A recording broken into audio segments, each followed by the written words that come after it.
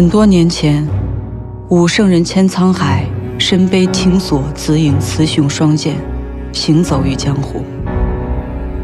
其人多古怪，他的剑从不出鞘，却以诡异焚心掌震烁武林，无人能敌。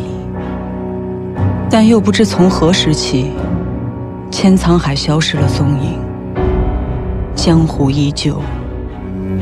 不久后，一个名叫白冷崖的刺客，手持紫影剑出现在江湖，如狂风袭来，肆虐杀戮，三不一人，千里不留行。而其手下三大刺客，更是令人闻风丧胆：碧玉仙子、红衣魔女、赤眼妖姬。刺客组织宴回阁迅速崛起，所到之处皆有红色羽毛飘落。而我，就是那失踪5年之久的。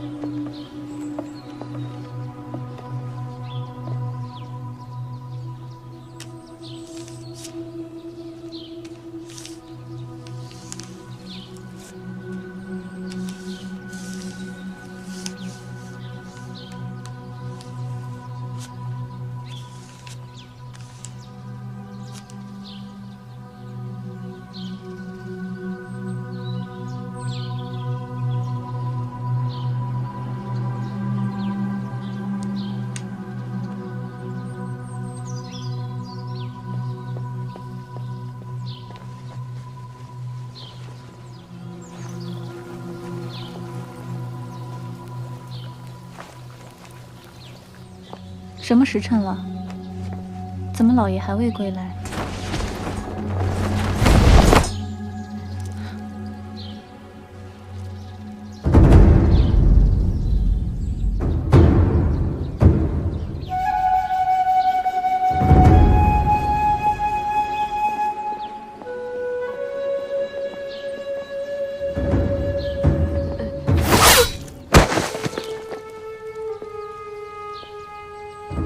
想你不喜多于人在此处，我的绿竹姐姐。你的这个福字写的倒像个惑字，剑术与书法原理相通，凌厉杀气怎会被高门大户给遮掩住？不过亏得贺州之对你疼爱有加，才让我这么容易就找到了这里。你杀了他？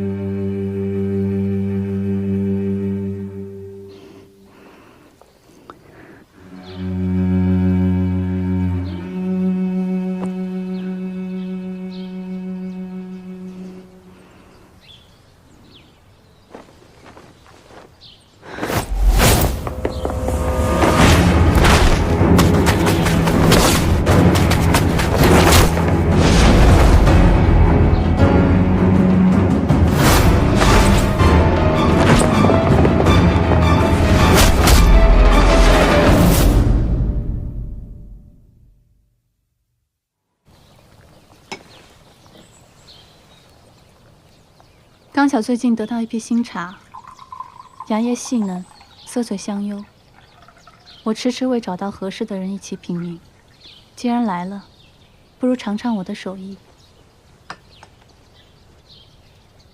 凶日，百事忌，值神勾陈，逐鹿新茶，再次提醒着我，断魂的清明时节匆匆而来，心头泛起汹涌又刻骨的恨意。而眼前身披温润外衣的女人，再美丽，也遮掩不住她身上散发出来的杀气。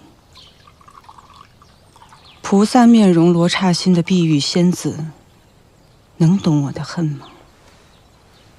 今日，无论皇帝如何预言阻滞不前的凶事，我都是为他而来，到死都不会原谅的。能藏身在贺家，也算是你的福分。我知晓，你若活着，必会找我报仇，这是我的报应。但愿你看在孩子的份上，能仁慈放过我们。仁慈？当年在岳云村，燕回阁上下可曾对我仁慈过？你可曾为我腹中的孩子求过一句情？我的仁慈，在5年前就已经彻底死了。你我自幼被白冷雅收养，从小一起长大，本应是彼此至亲之人。过去是我愧对于你，如今我归隐在此，怀有身孕，方知你当初离开燕辉阁的用意。这些年，我时常想起当初对你的背叛，你找我报仇是理所应当。燕回阁的碧玉仙子何时变得如此天真烂漫了？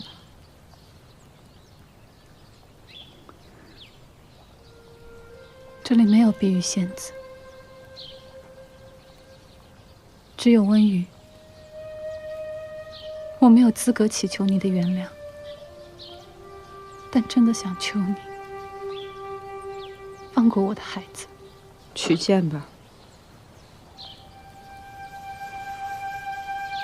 我早已弃剑，一切皆为空。手中无剑，心中有剑，何尝不可？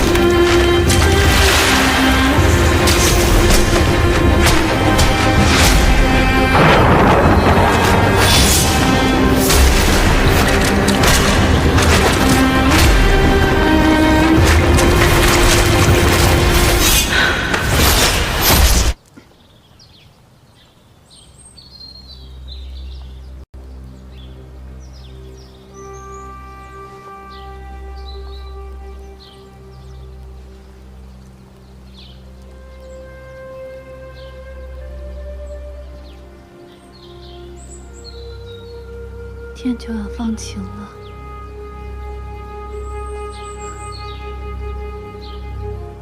可能一时魔障，我放过了那个女人。不，我放过的是她还未出世的孩子。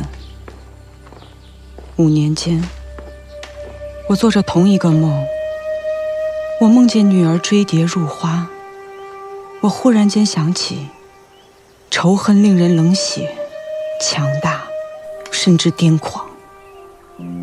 但不会让我忘记让燕回阁血债血偿的真正意义。5年前的夏至庙会，诸事皆宜，唯忌会亲友，于是勿去。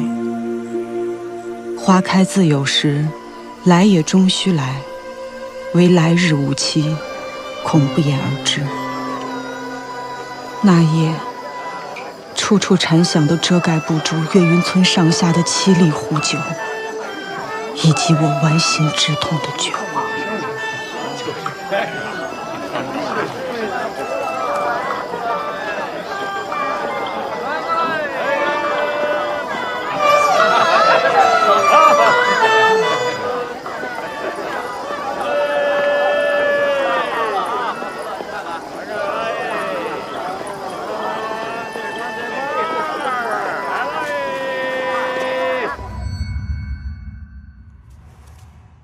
娘子，来，来，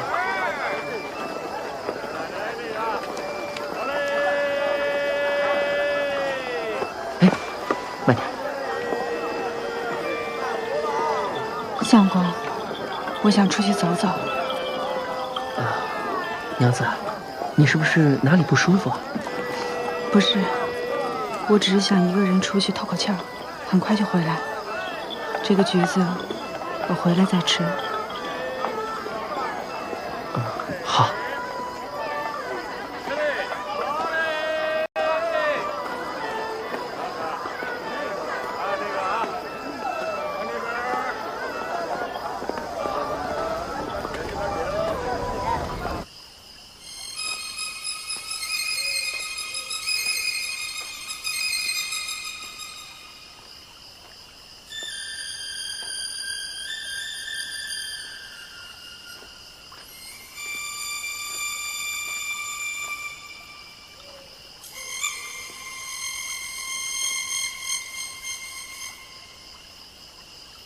菱花谢了春红，太匆匆。无奈朝来寒雨，晚来风。胭脂泪相留醉，几时种？自是人生长恨水长东。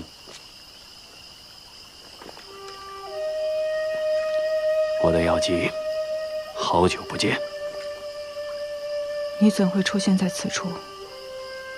我来看你最后一眼。岳云村的村民朴实善良，我求你，不要在这里动手。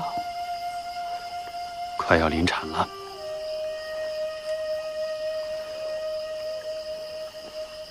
我想知道，你离开宴会阁时什么都没有带走，如今你靠什么为生？我双手双足健全，还算勤快。之前就在戏台班子里打杂，不过最近只能做一些缝补戏服的小事，全都靠他在外唱戏养家糊口。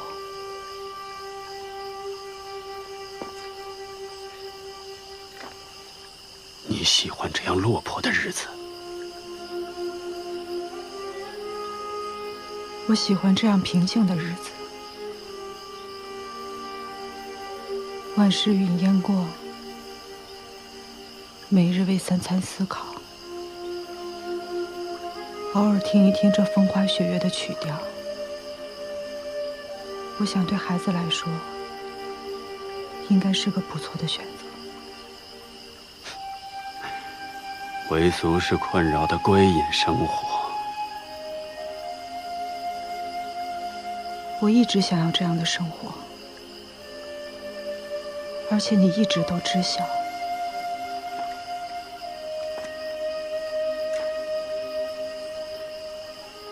看来你我注定要各奔东西。既然我已到此，不如引荐一下你的相公给我。我很好奇，究竟是怎样一个男人，能让我的女人倾心嫁给他，为他生儿育女？冷牙，并不是因为你的相公不请自来了。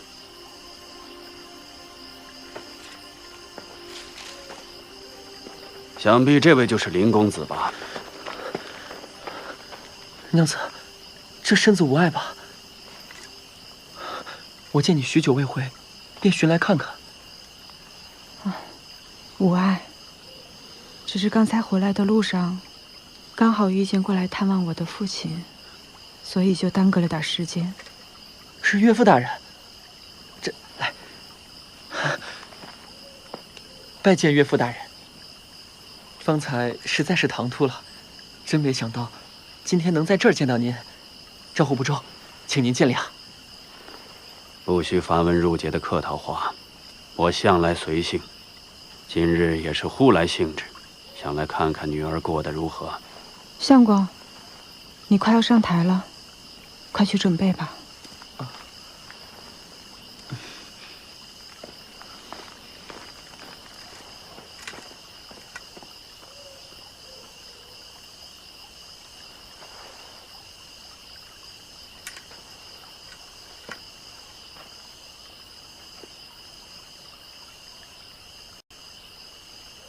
冷牙，其实我只是想……如果这是你的选择，我没有任何意见。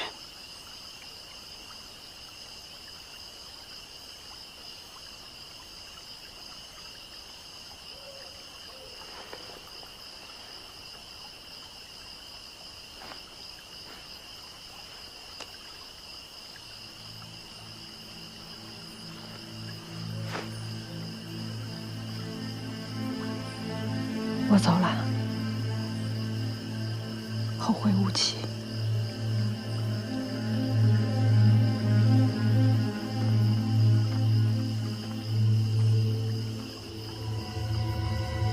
公举，现在要拍一铺，你莫到哪里安身别了？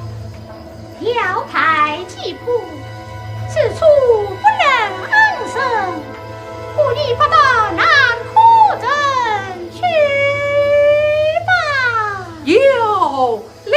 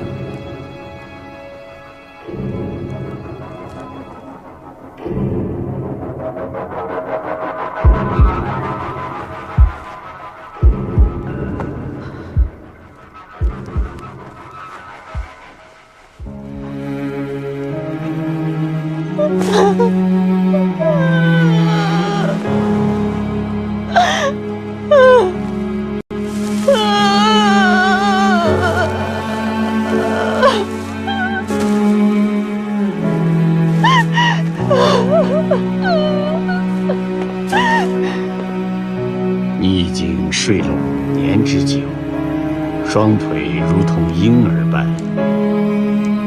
你需要重新开始。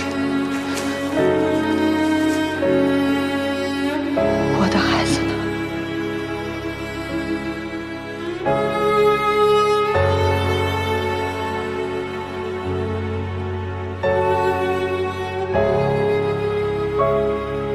静下心来，想想你为何要站起来。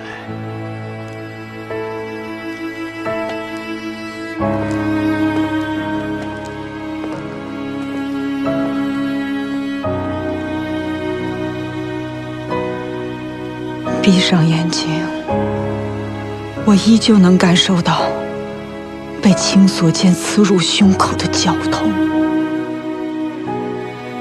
那个男人冷若冰霜的面孔下，是何等无情残酷的心。世经无载尽，又遇三伏时，愈演愈烈的蝉鸣无时不在提醒着我为孩子报仇雪恨。白云苍狗，在我遗失的5年间，燕回阁2大刺客走向截然不同的道路。碧玉仙子温绿竹用出卖我归隐之所，换来了与富商成亲的安稳生活，而红衣苏荷则坚持走在刺客这条路上，凭借高超武功与燕回阁的强大实力，成为瑶城100年来第1任女老大。我命由我不由天，大抵便是如此了。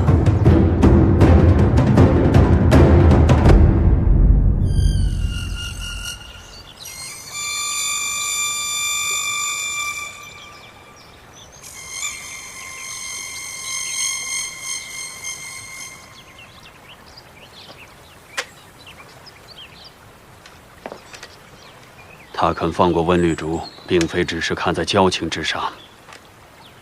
你要留心，他会来找你报仇索命。如果你需要我的帮忙，我会。你是觉得我会逃，还是会祈求你的保护？那个女人应该要报仇，这就是报仇雪恨。但她又何尝不是一个身背罪孽的人？若是碰面，不是他死，便是我亡。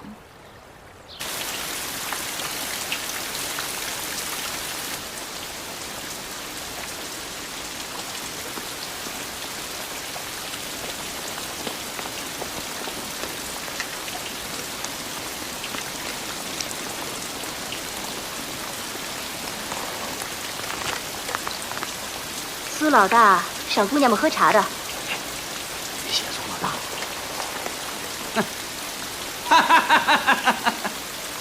你这惺惺作态的婊子！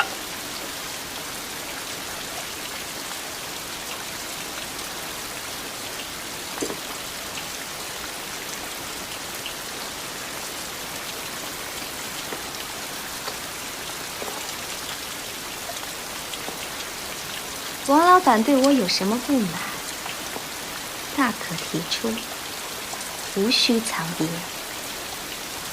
自古以来，这地盘都应该是我们男人做主。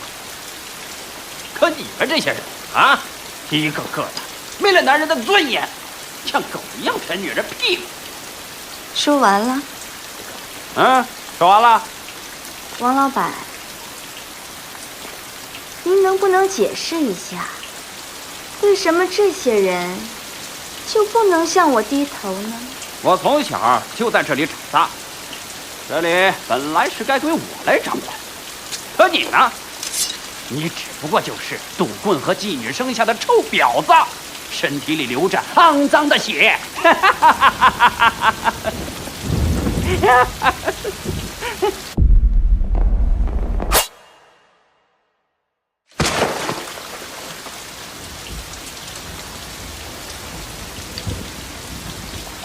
身为老大，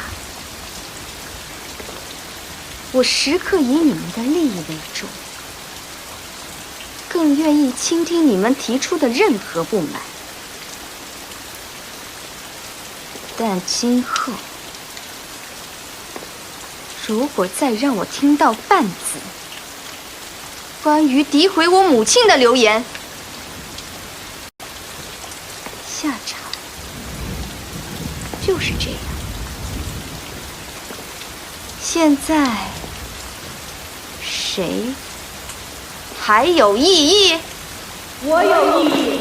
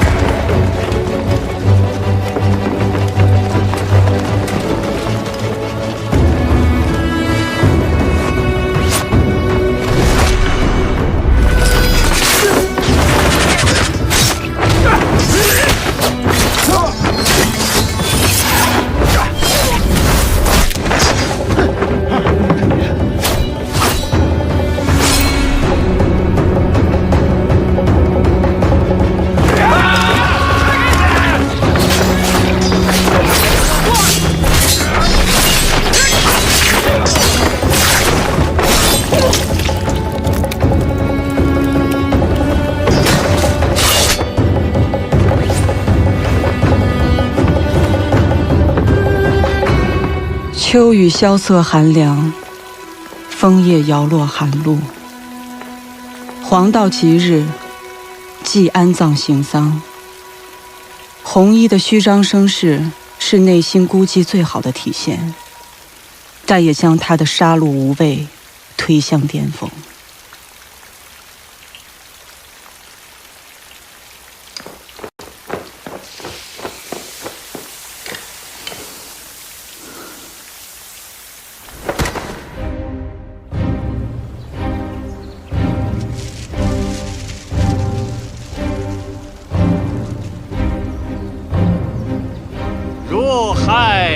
苍生，命在自选。若自无悔，洗涤罪孽。千千万物，浩浩正气。放生山水，任彼此逍遥。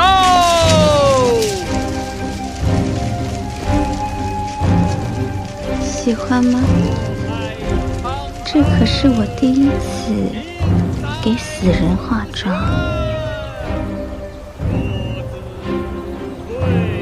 打算把你献给河神。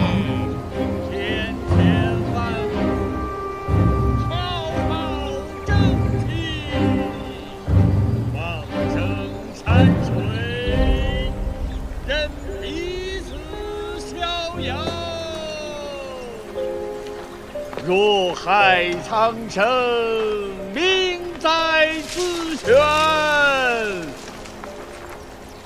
若自无悔，洗涤罪孽。千千万物，浩浩正气。抬棺，放生山水。任彼此逍遥。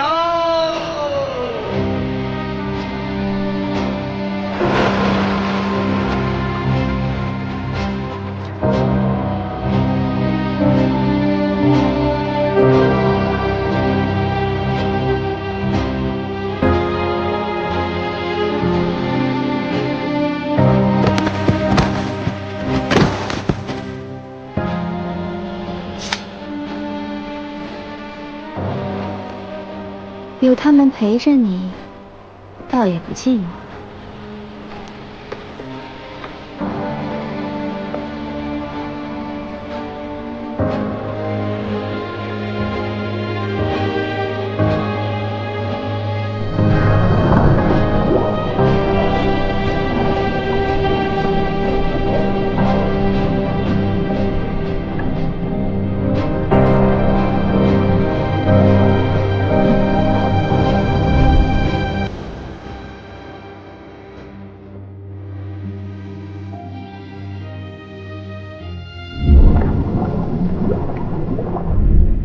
所谓放下，便是提出永分死，是非心，得失心，执念心。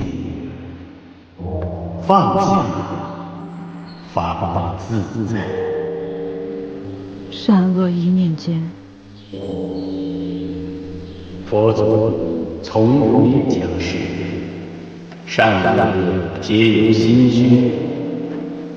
欲觉欲变，决绝之。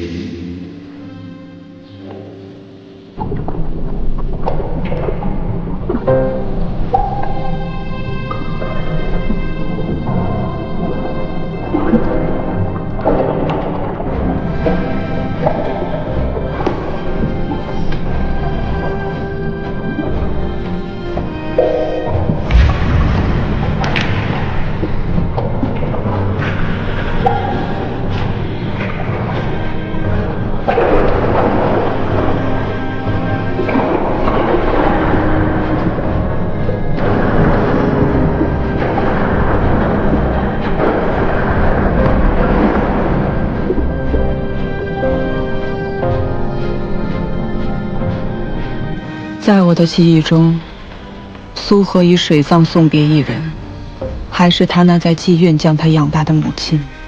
艳美红衣，遮掩此生的血与泪，河水能够洗涤罪孽，说来当真是令人伤感的经历。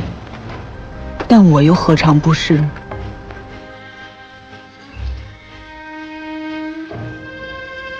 岁岁重阳，今又重阳。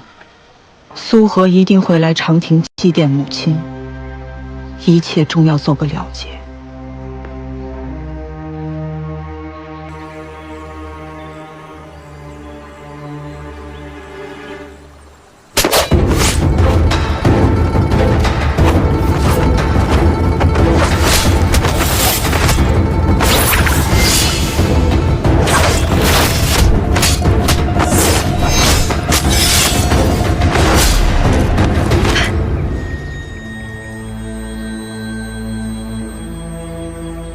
如此绝世宝剑，普通凡夫俗子哪有资格写记？所以我觉得空寂来做这事儿，再合适不过了。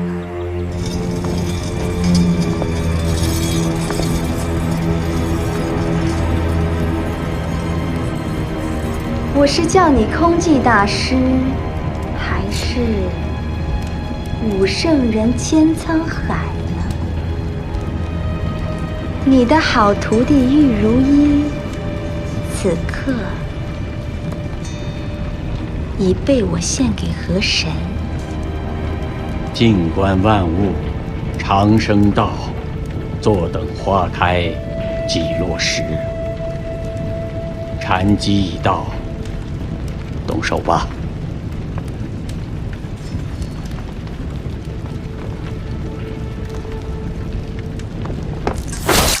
我不仅杀了空寂那老秃驴，现在还要杀你，再把这紫影剑送给阁主。你这个冷血无情的怪物！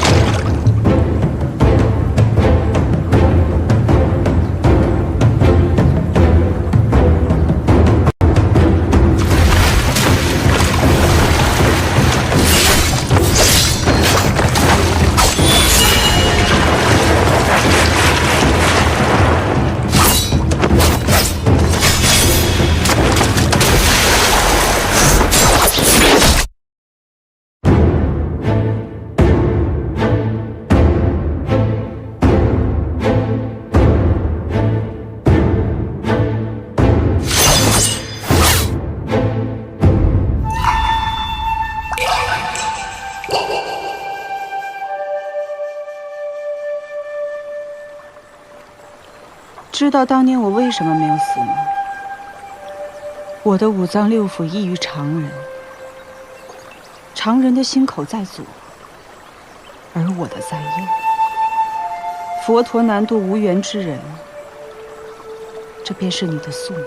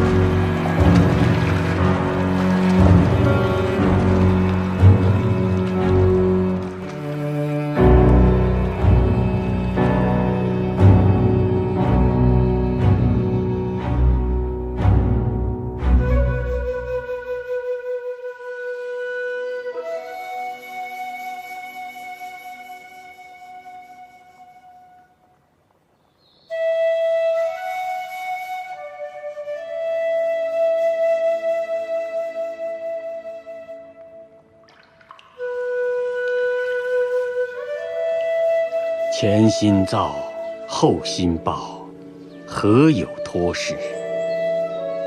若前心不造，即后心无报，亦安得望见业报哉？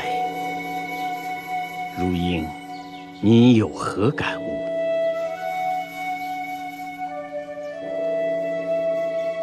罪由心生，所受报应何时能够解脱？若心能保持清净，从善解脱，依善而生，从何而来望见执着与业报？大师，千沧海当年是如何放下江湖恩怨的？你可曾听闻掌过不留痕，风过树摇人化尘的焚心掌？千沧海一切源于焚心掌，放下又归于焚心掌。焚心掌看似轻柔如风，但它强大的内力注入体内，中掌之人就会焚心化骨而亡，化作世间尘埃。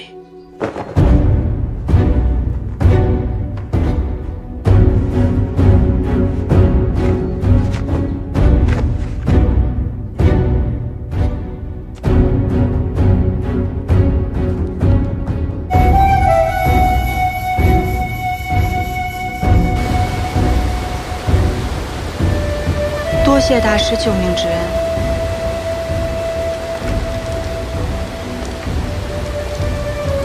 此乃子隐。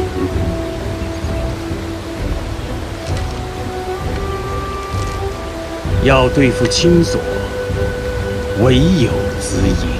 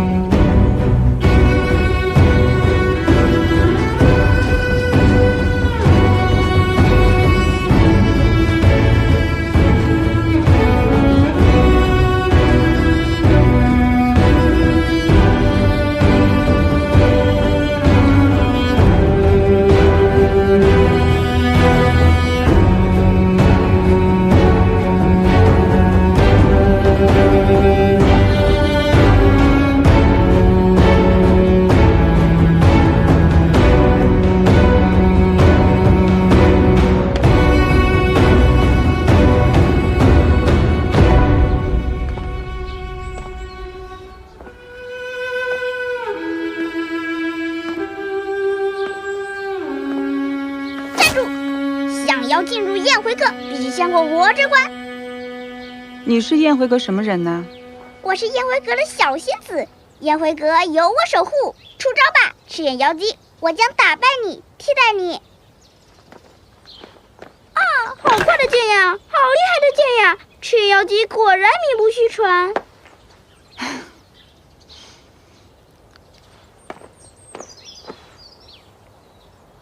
真是败给你这个小仙子了，快起来吧！别装了，你要是再不起来，我就挠痒痒啦！骗你的，你的宝剑是无法伤害小仙子分毫的。你叫什么名字啊？娘亲，你不认得我了？你叫我什么？娘亲，你生气了吗？这其实都是爹爹的主意，他说让我下来接你，说你会陪我一起玩。我不是故意惹你生气的。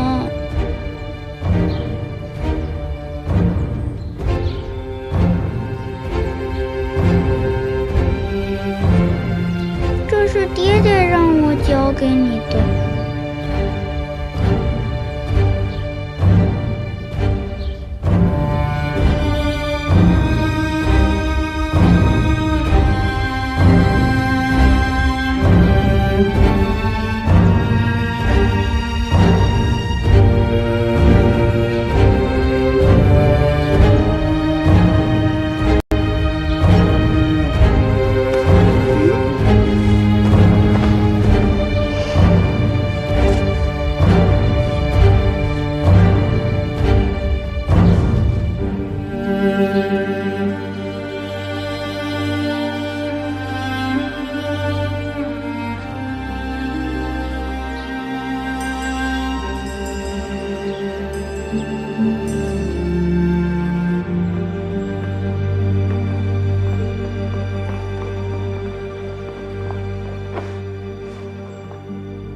小仙子，看来今日你成功守护了宴会阁的安宁。起来吧。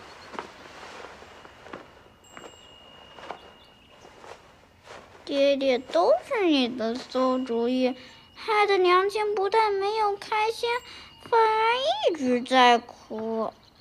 她是不是不喜欢我了？那你为什么不亲口问问你娘亲这个问题呢？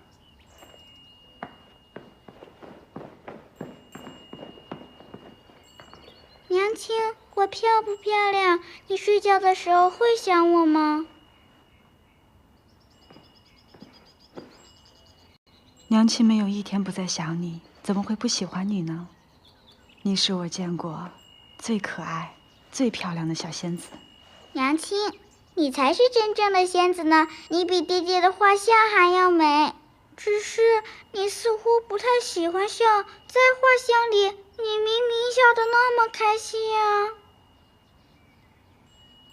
小仙子，快让你娘亲赶紧坐下。娘亲，娘亲，快坐下。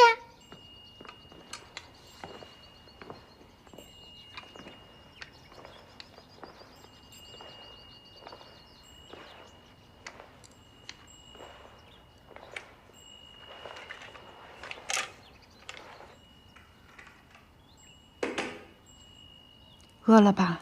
吃一块吧。哎，小仙子，你战胜了恐惧，但爹爹还说过什么？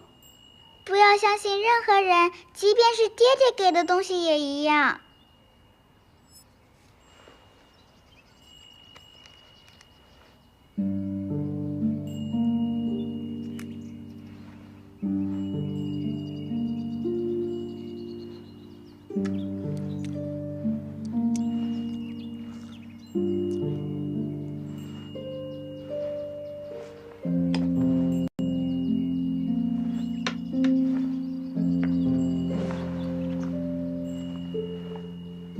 娘亲，爹爹说种粗梅会不漂亮的。才下眉头，却上心头。女儿，你这么劝是没用的。你娘亲不过在生爹爹的气。爹爹为什么要惹娘亲生气？是爹爹的错，当年爹爹差点杀死你娘亲。爹爹，你在娘亲的糕点里下了毒，骗她吃下去？不是，爹爹用剑刺入你娘亲的心口。那娘亲一定会心痛的。是啊，但当年做错的事已经无法挽回了。娘亲，你这里还痛吗？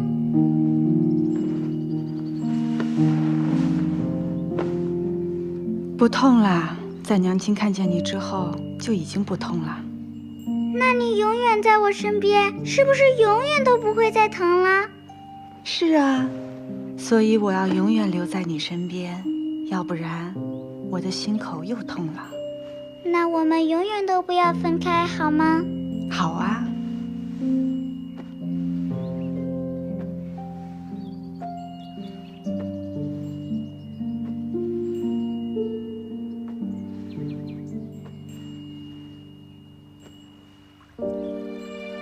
为何这样称呼我？如英，你的名字太过温和，不适合做一个刺客。江湖上的人都说你刀法极快，像杀红眼的妖。从今日起，你就叫赤眼妖姬。为你，我愿化身为妖姬，像今日这般不来不去、无生无死的日子，我只想与你一人度过。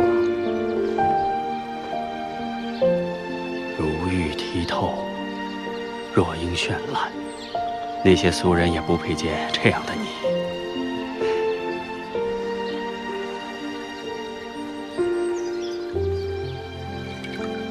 江湖变幻莫测，就像这一汪池水，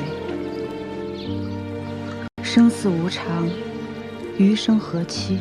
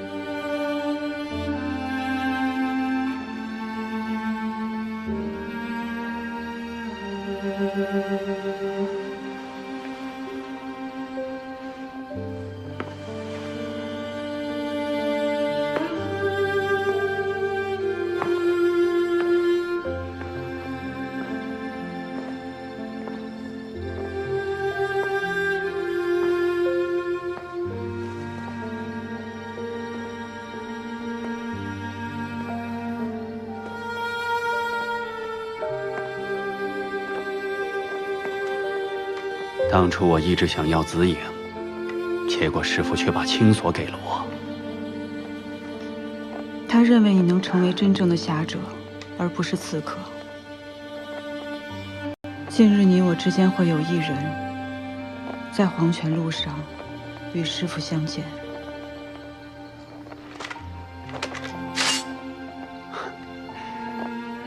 紫影、青锁，两把剑对决，哼，听起来真让人热血沸腾啊！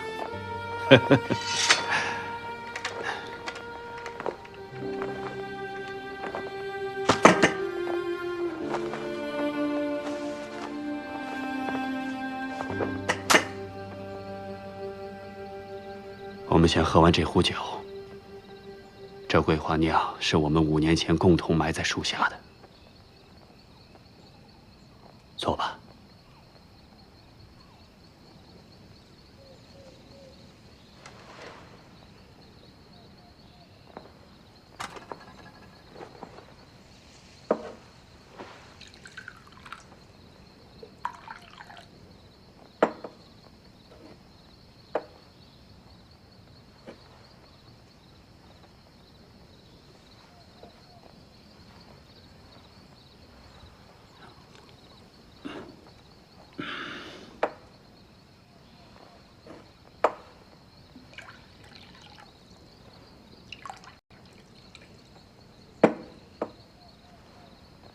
如英，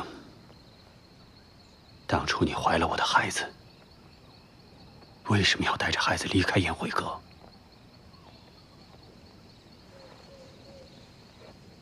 还记得我在宴会阁最后一个任务吗？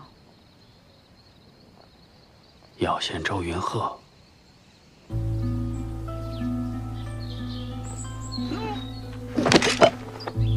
你有喜了，方才不过是害喜症状，回去好好养胎吧。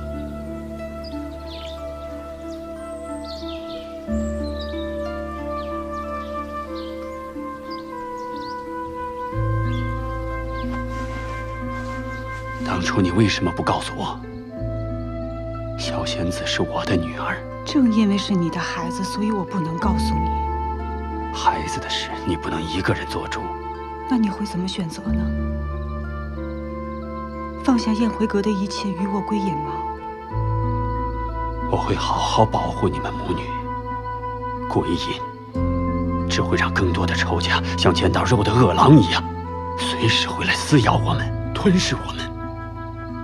所以我要独自带着孩子离开。他不应该背负你我的罪孽。我要让他平凡普通的生活下去，而不是每天跟着我们担惊受怕。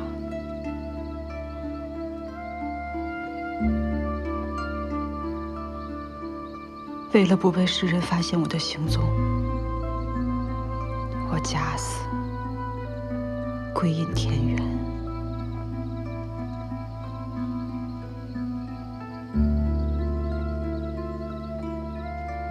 可是我没有想到你会做出如此残忍的事情。屠村在我胸口深深地插入一刀，这就是你说的，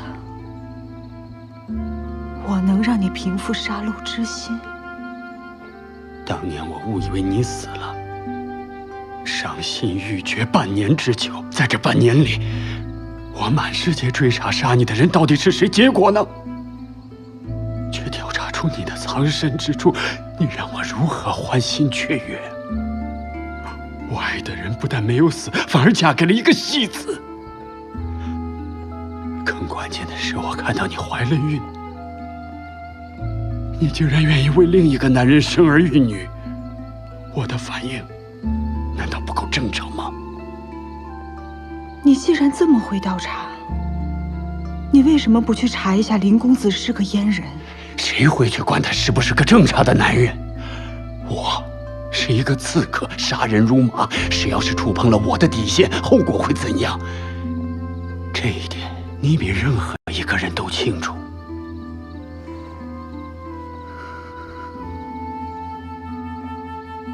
我以为你会明白，是你不明白，你对我来说是多么的重要，所以你就毁了我。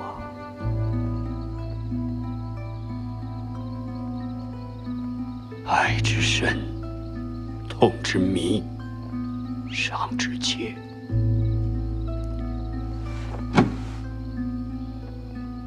你只知道自己的痛，你有没有想过我的心？是被你硬生生的揉碎，痛彻心扉。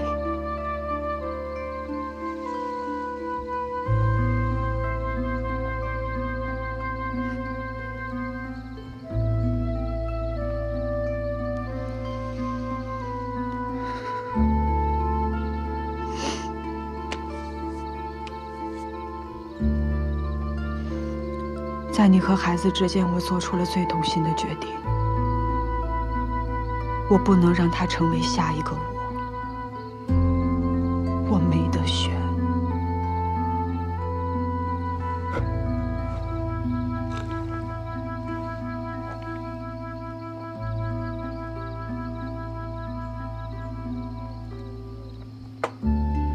好了，该你选择了。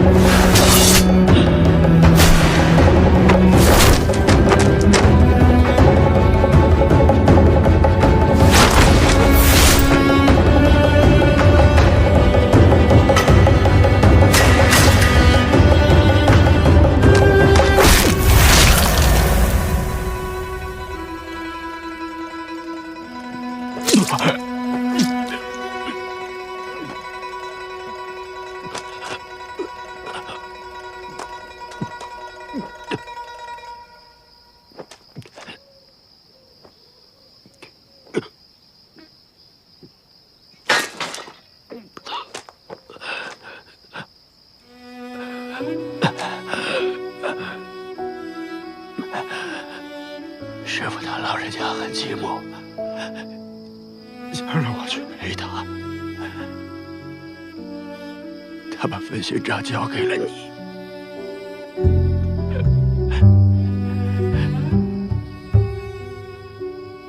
师傅知晓我向来不相信神佛，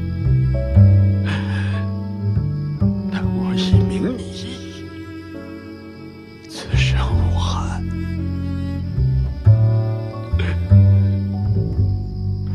如英，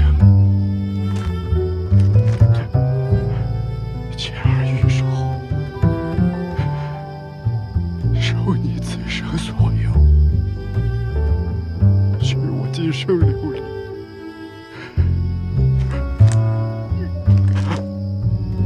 如英，你愿意嫁给我吗？如英。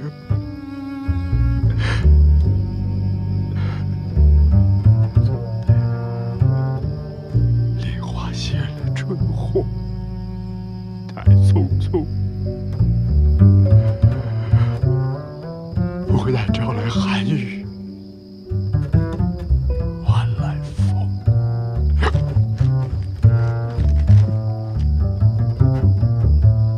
胭脂泪香流醉，尽是愁。